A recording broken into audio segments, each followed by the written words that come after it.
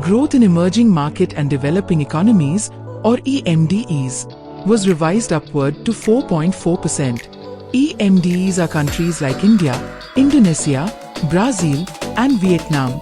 They are not rich countries, but they are growing faster and expanding their economies. In contrast, advanced economies, such as the US, Europe, and Japan, grew at only about 1.7%. This tells us something very important. Global growth today is not being driven by rich countries. It is being driven by developing economies. India is part of this group, but India is growing much faster than the EMDE average. According to the survey, India's GDP growth for FY26 is 7.4%. This makes India the fastest growing major economy in the world. This is not a small difference. When advanced economies grow at 1 to 2% and India grows above 7%, the structure of global growth itself begins to change. The survey warns us not to rely on global averages, because behind the average, different regions are experiencing very different realities.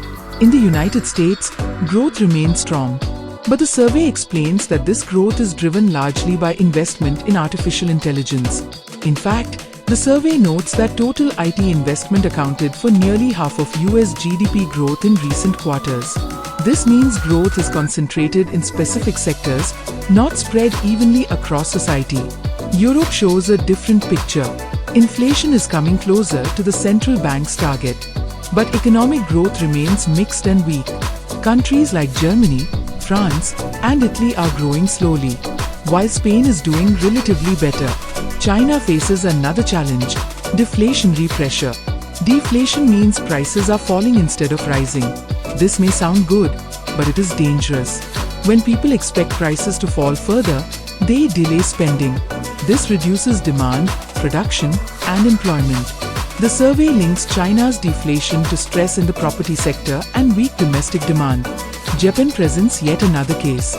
Growth remains moderate, but inflation is above the Bank of Japan's target of 2%. So even within Asia, economic conditions differ sharply. The global economy is not moving together. Different countries face different growth, inflation, and policy challenges.